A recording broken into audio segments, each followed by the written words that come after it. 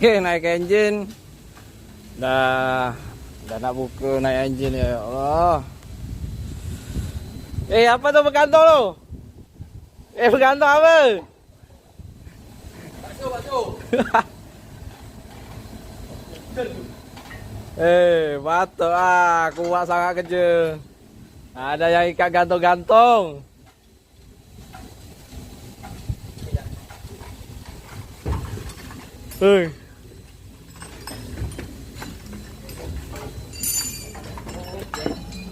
Apa pula ini? Mak anget. Kontol.